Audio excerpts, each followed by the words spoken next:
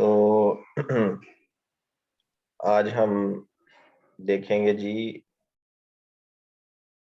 आप सबको पता है कि ये आपके पास एक डिफरेंशियल इक्वेशन है, f of D y equal Q of x. ठीक है। और क्या हो अगर क्यू एक्स एक पोलिनोमियल हो,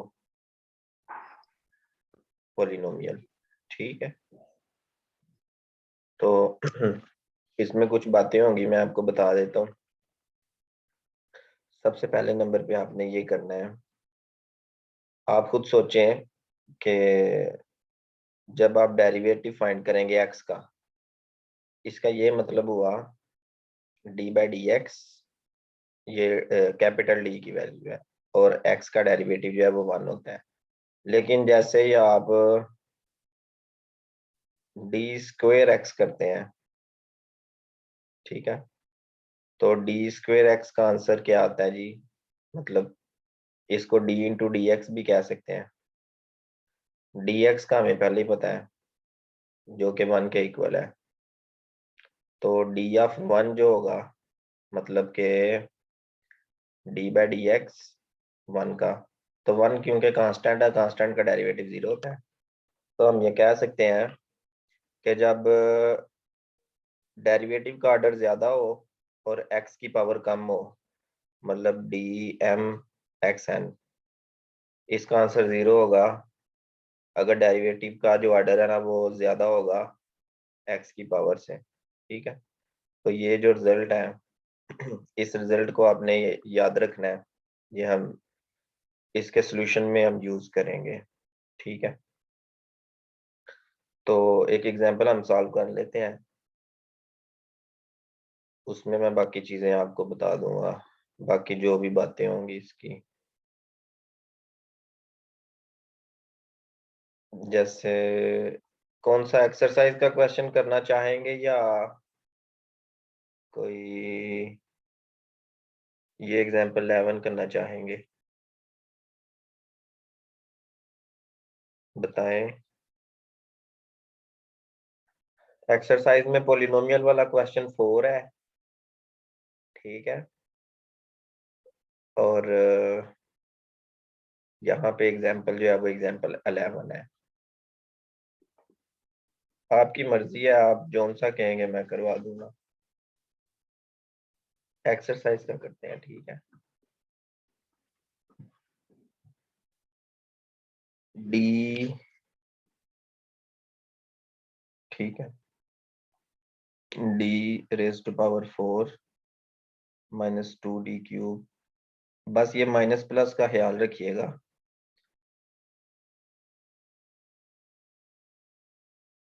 माइनस, ये प्लस है कि माइनस है?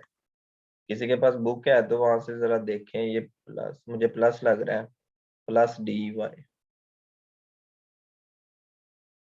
प्लस डी वाई इक्वल है जी x4 plus 3x plus 1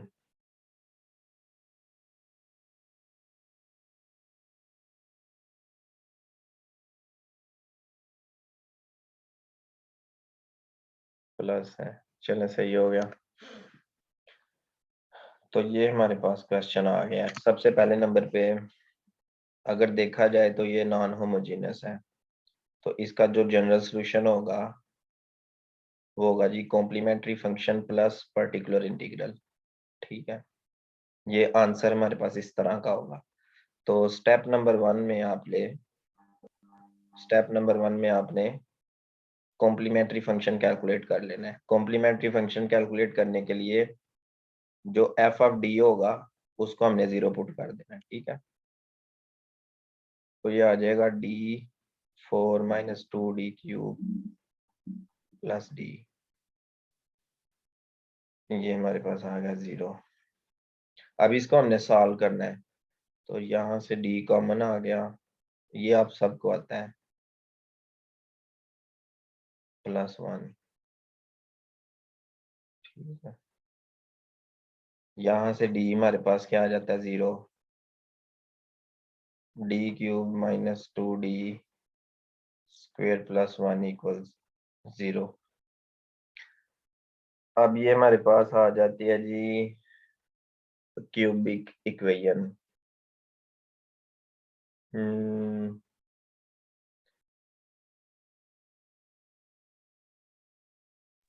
sir synthetic division easy हो जाए। ठीक है, सिंथेटिक डिवीजन करने के लिए चले उसमें ये है कि हमारा सिंथेटिक डिवीजन भी सॉल्व हो जाएगा। तो डी क्यूब के कोफिशिएंट्स आप देख लें, इसका कोफिशिएंट 1 है जी और सर। कांस्टेंट हम देख लें ये भी 1 है। ठीक है, 1 के पॉसिबल डिवाइजर्स जो हैं, पॉसिबल डिवाइजर्स वो आपके पास होते हैं जी +1 एंड -1। ठीक है, अब आप ये देखें कि इस इक्वेशन में 1 पुट करने से 0 आ रहा है या -1 पुट करने से 0 आ रहा है। तो हम चेक करते सर हैं 1 जी। 1 पुट कर लें। हाँ, डी को 1 पुट करते हैं ना, तो 1 -2 -1 +1 0। तो डी इक्वल टू 1 जो है ना, ये इसका एक जी। रूट है। अब इस रूट को हम सिंथेटिक डिवीजन में यूज करेंगे। तो यहाँ से जो क्यूब है उसका कोफिशिएंट 1 है, डी स्क्वेयर का कोफिशिएंट -2, और डी तो नहीं है, यहाँ पे 0 आ जाएगा और ये 1 आ गया।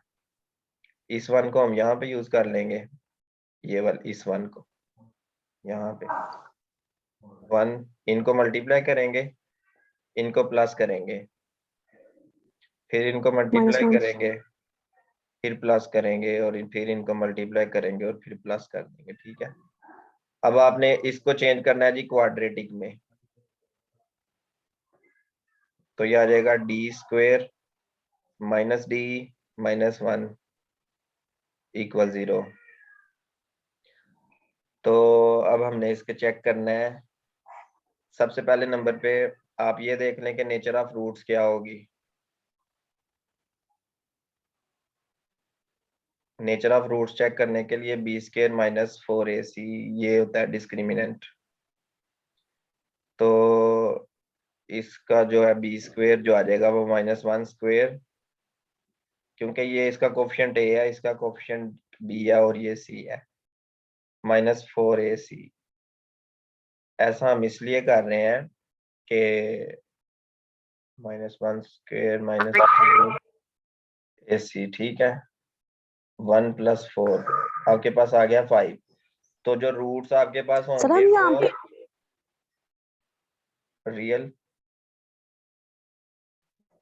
रियल होंगे और डिस्टिंक्ट होंगे।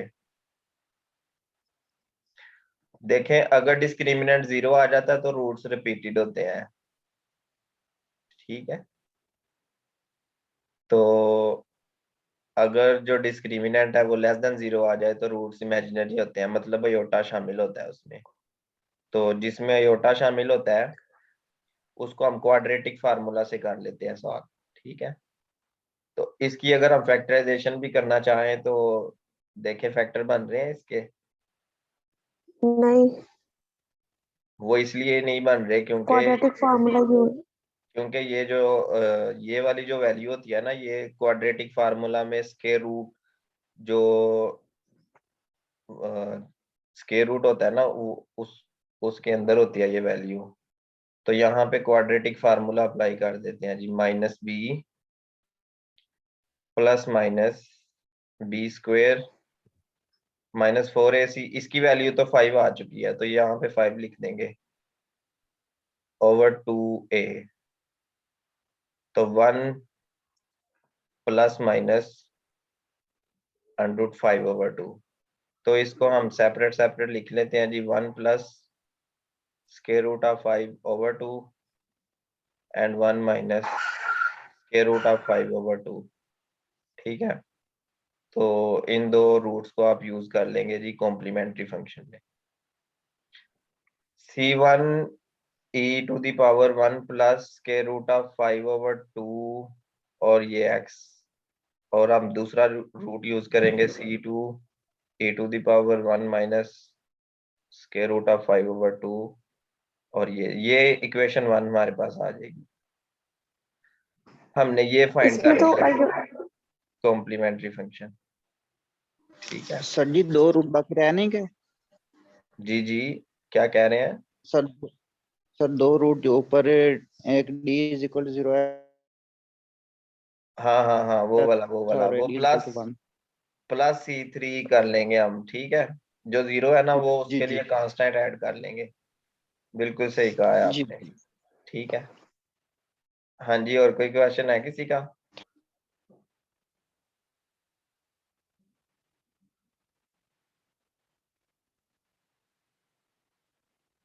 अब पर्टिकुलर इंटीग्रल फाइंड कर लेते हैं, जिसके लिए जो मेन काम है हमारे लेक्चर का आज का, वो अब हम अभी करने लगे हैं। Step number 2।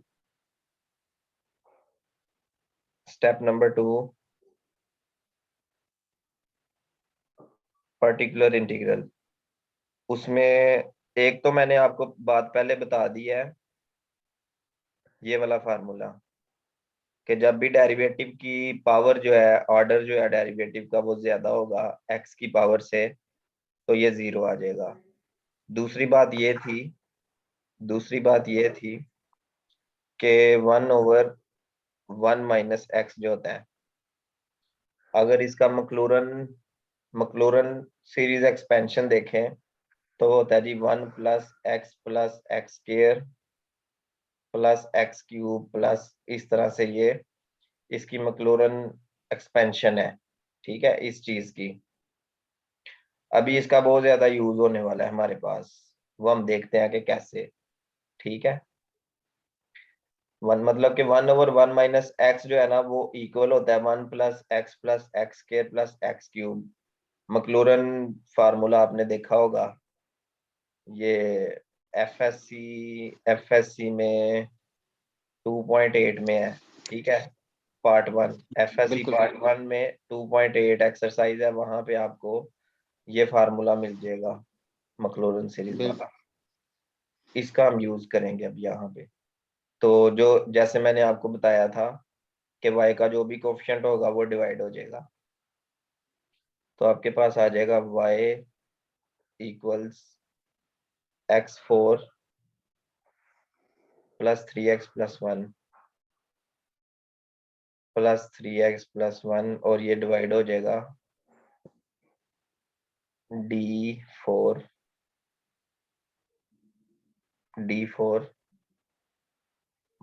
2d³ + d। अब आपने इसको किसी तरीके से इस फॉर्म में कन्वर्ट करना है, मतलब 1 - x की फॉर्म में कन्वर्ट करना है। तो सबसे पहले तो हमें यहाँ पे 1 चाहिए, ये जो यहाँ पे 1 चाहिए ना, तो यहाँ पे 1 आ जाएगा। अगर हम इस तरह से करें कि इसमें से हम d कॉमन ले लें, तो इस जगह पे 1 आ जाएगा, इस जगह पे, ठीक है। 1 - 2d² + d³, ठीक है। ये मैंने इसको और बाद में इसको लिख लिया है। अब इसको आपने कन्वर्ट करना है इस फॉर्म में, 1 - x की फॉर्म में। तो ये -x की फॉर्म में कन्वर्ट हो सकता है अगर इसको कुछ इस तरह से कर लें,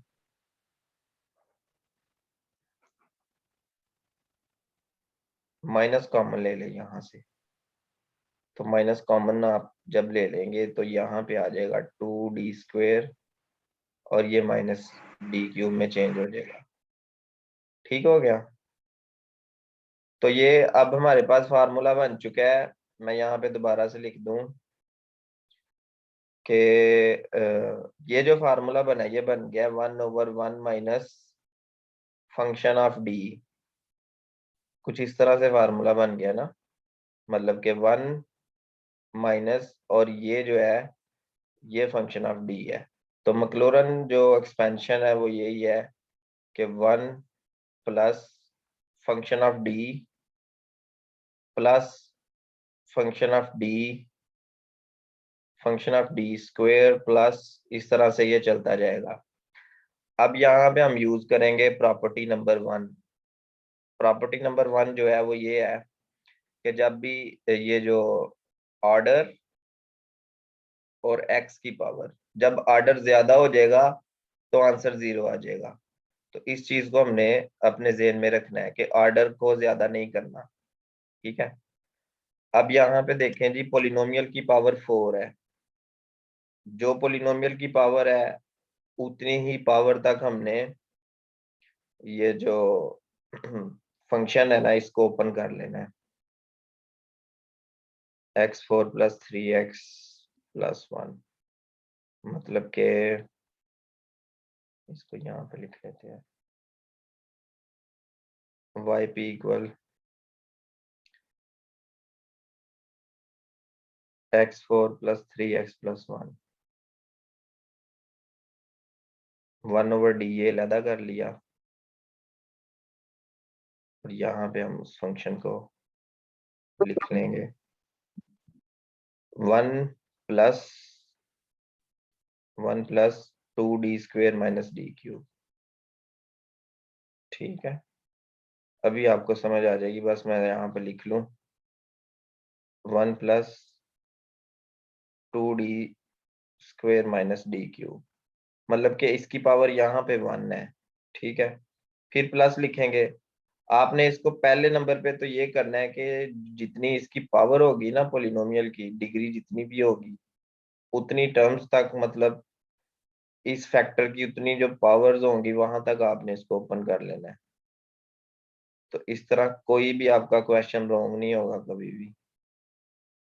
ये इसका स्क्वायर आ गया, फिर 2d² - d³, और ये इसका क्यूब आ गया, फिर लास्ट में 2d² - d³। इसको पावर 4 तक ओपन करना है, क्योंकि इसके बाद अगर आप ओपन करेंगे तो इसके आंसर क्या होते जाएंगे, 0 होते जाएंगे। अब आपने यहाँ से इनमें से चूज करना है।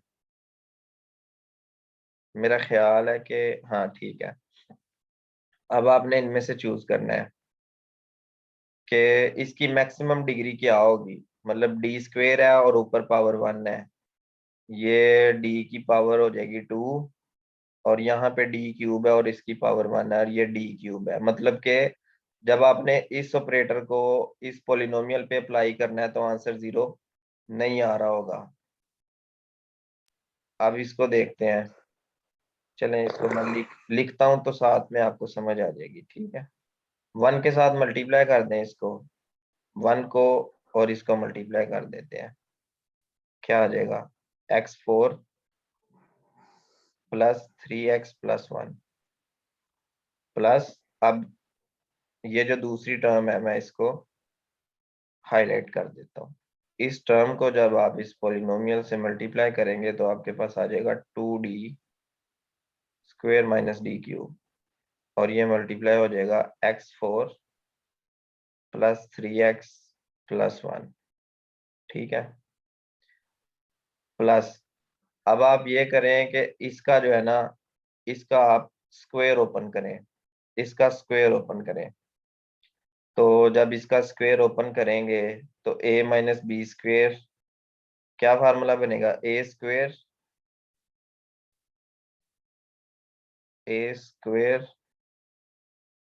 Plus b² 3 2 are 6 minus 2ab, तो 2 2 are 4, ab ये आ गया d5, ठीक है।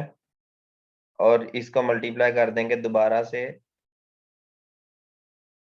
इस पोलिनोमियल से, x4 + 3x + 1, ठीक है।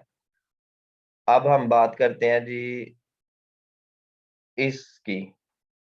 अब यहाँ पे हर बार जब भी आप अगर आप इसका क्यूबिक फार्मूला भी ओपन करते हैं ना, मतलब a - b³, तो उसके फार्मूला में आता है a³।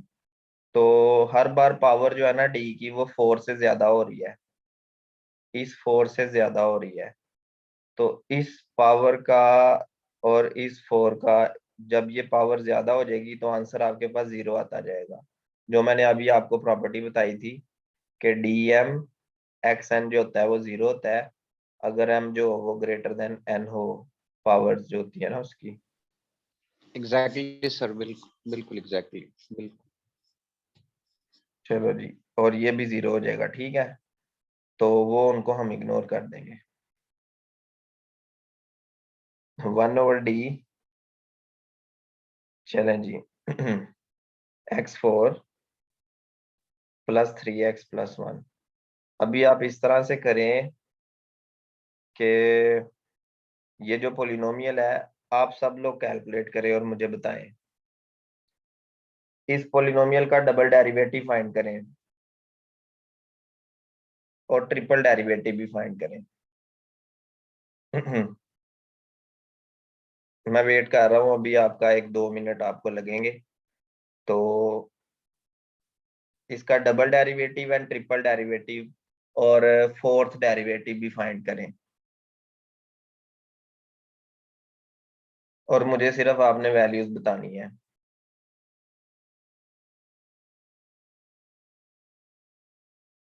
जी कर रहे हैं कि नहीं फाइंड? सर कर रहे हैं। चलें जी, आप लाइन पे ही रहे फिर।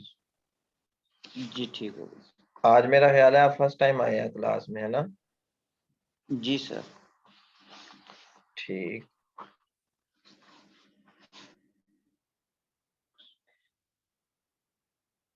चलें इसका कैलकुलेट करते हैं। सर लिखें, सर लिखें। जी डबल सर जो डेरिवेटिव फर्स्ट बताएं।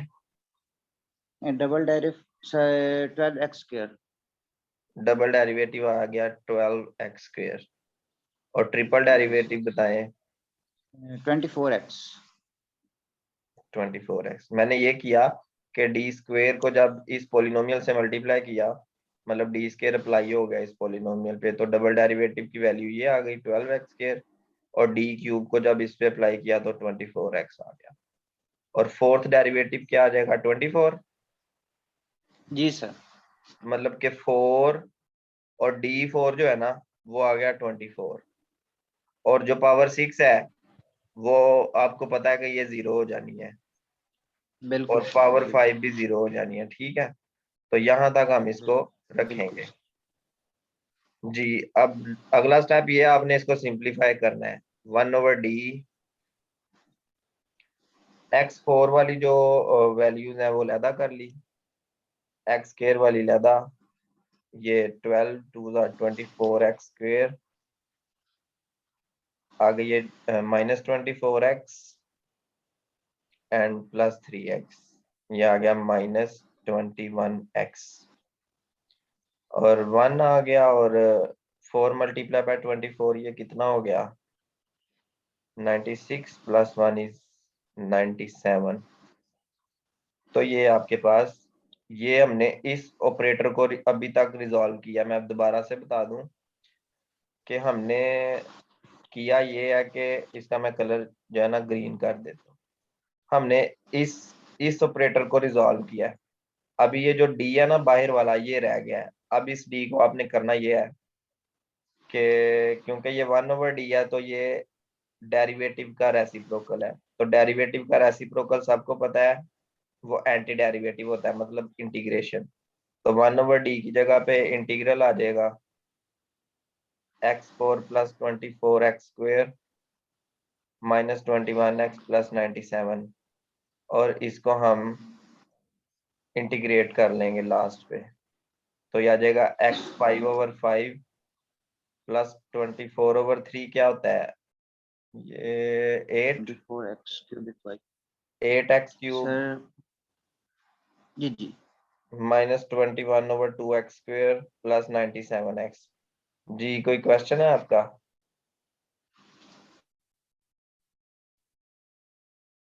ये मतलब वाई पी आ गया।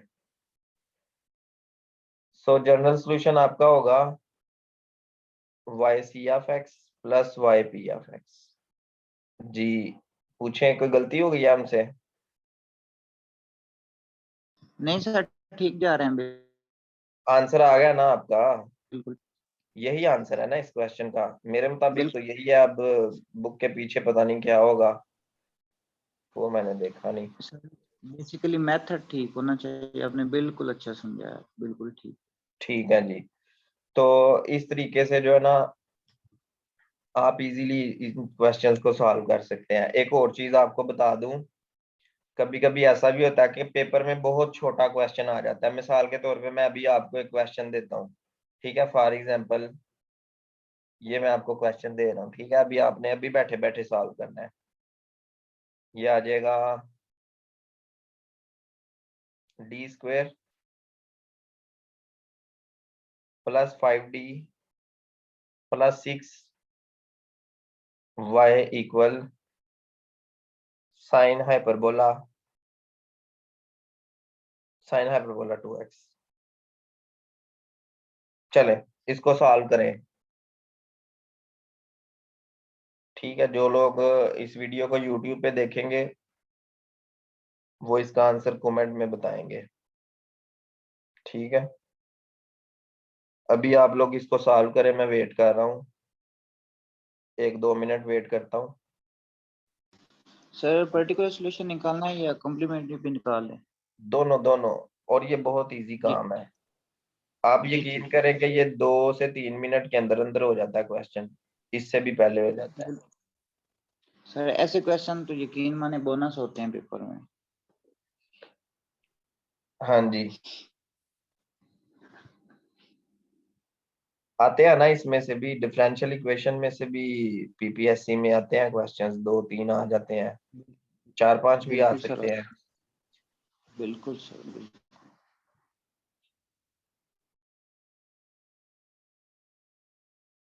जी हो रहा सवाल?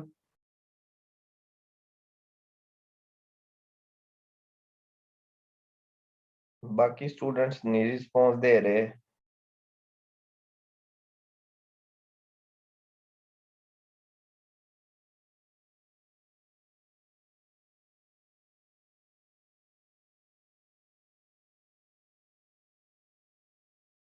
पता नहीं किधर गायब हो गए हैं बाकी स्टूडेंट्स।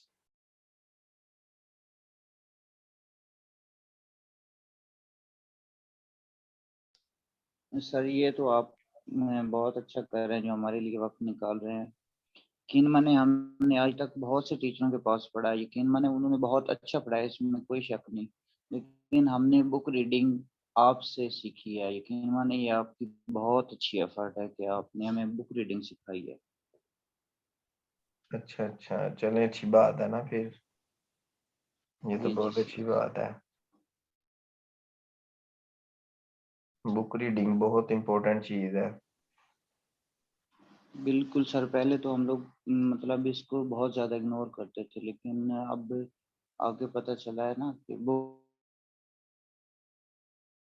जाता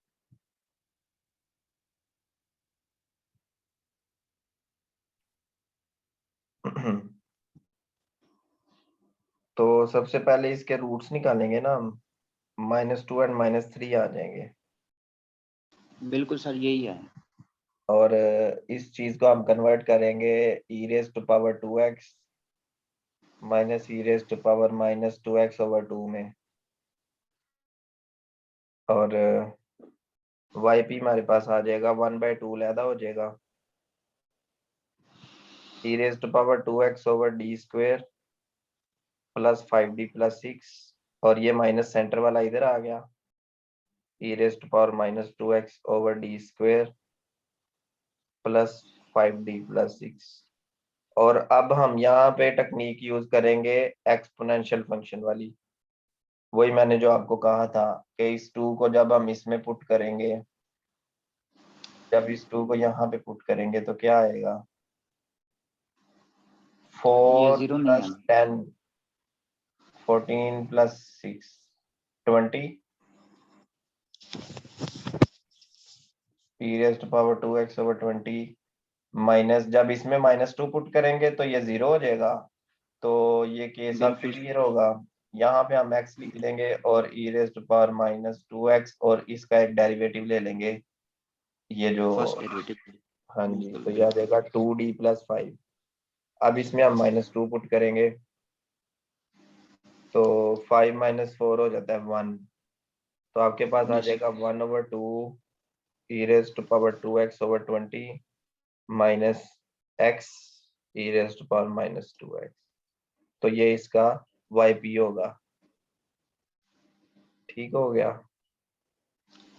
चलें, जी सर। अब हम आगे चलते हैं। नेक्स्ट हमारे पास मेथड आ जाता है, मेथड ऑफ अनडिटरमिन्ड कोफिशिएंट्स। तो we have studied some special cases in which particular integral can be evaluated by the inverse operator। तो इनवर्स ऑपरेटर मतलब के पर्टिकुलर इंटीग्रल जो हमने सॉल्व किया है, ये इसके बारे में बात हो रही है ना।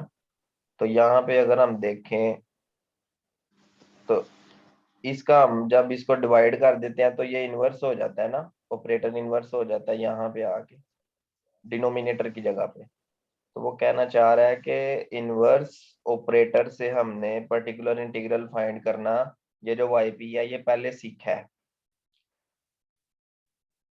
We have studied. अब आगे क्या कह रहा है, now we consider the method of undetermined coefficients which can prove simpler in finding the particular integral. तो असल में जो अनडिटरमिन्ड कोफिशिएंट्स मेथड है ये दूसरा मेथड है। मतलब एक मेथड तो ये है कि जिसमें हम ऑपरेटर का इन्वर्स करते हैं, और इसके अलावा जो मेथड है आप उसको कह सकते हैं कि वो अनडिटरमिन्ड कोफिशिएंट्स वाला मेथड है, जिसके जरिए आप पर्टिकुलर इंटीग्रल फाइंड कर सकते हैं। अब वो कह रहा है कि यहाँ पे जो डिफरेंशियल इक्वेशन है वो यही होती है, f d y equal f of x. ये नॉन होमोजेनियस डिफरेंशियल इक्वेशन होगी, तभी तो आप पर्टिकुलर इंटीग्रल फाइंड कर सकेंगे, वरना आपको तो पर्टिकुलर इंटीग्रल की जरूरत ही महसूस नहीं होगी। अगर डिफरेंशियल इक्वेशन नॉन होमोजेनियस ना होगी तो आपको पर्टिकुलर इंटीग्रल की जरूरत नहीं होगी। अब वो कह रहा है कि जो फंक्शन एफ ऑफ एक्स है वो एक एक्सपोनेंशियल फंक्शन भी हो सकता है, एक पोलिनोमियल भी हो सकता है, sine a x cos a x की फॉर्म में भी हो सकता है, या एक्सपोनेंशियल पोलिनोमियल और sine a x cos a x तीनों का आपस में प्रोडक्ट हो सकता है। मतलब e raise to power 2x x square plus 3x plus 1 और साइन 5x। तो ये एफ ऑफ एक्स इसके इक्वल भी हो सकता है, समझ रहे हैं ना बात को, मतलब तीनों का प्रोडक्ट भी हो सकता है। तो इस केस में हम method of undetermined coefficients use करेंगे। सही हो गया। अब यहाँ पे एक टेबल है हमारे पास, ये बहुत जरूरी है। टेबल ये है कि अगर राइट हैंड साइड कोई कांस्टेंट होगा तो वाई पी हम लेट करेंगे a times x to the power k, ठीक है। अगर right hand side a x की पावर एन इस फॉर्म में होगा तो हम इस तरह से इसको लेट करेंगे राइट हैंड साइड को, ये वाई पी को, ठीक है। मतलब एक्स की वजह से हमें मिल जाएगा पोलिनोमियल, इस एक्स की वजह से हमारे पास आ जाएगा ये वाला पोलिनोमियल, और इस ए की वजह से हमारे पास ये वैल्यू आ जाएगी। क्योंकि एक्स को जब आप पोलिनोमियल से मल्टीप्लाई करेंगे तो दोबारा से पोलिनोमियल आ जाएगा, और कांस्टेंट को जब दूसरे कांस्टेंट से मल्टीप्लाई करेंगे तो फिर से कोई ना कोई कांस्टेंट आ जाएंगे। इसलिए इसकी बेहतरीन फॉर्म जो है वो यहाँ पे उसने लिखी हुई है। उसके बाद कोई कांस्टेंट हो, एक्स की पावर में कुछ ना कुछ हो, और एक्सपोनेंशियल फंक्शन हो, जब तीनों का प्रोडक्ट आ जाएगा तो हम वाई पी लेट करेंगे इस तरह से कि कांस्टेंट और एक्स की पावर में कुछ ना कुछ जब कोई नंबर होगा, तो ये ऑलरेडी हमने रो नंबर 2 में पढ़ा है, ये यहाँ पे लिखा हुआ है। और यहाँ पे सिर्फ एक चीज ज्यादा है कि एक्सपोनेंशियल फंक्शन, तो एक्सपोनेंशियल फंक्शन हमारे पास ये लास्ट पे आ जाएगा। उसके बाद कोई ना कोई कांस्टेंट और साथ पोलिनोमियल और साथ ट्रिग्नोमेट्रिक फंक्शन। तो इसके लिए हम यहाँ पे लेट करेंगे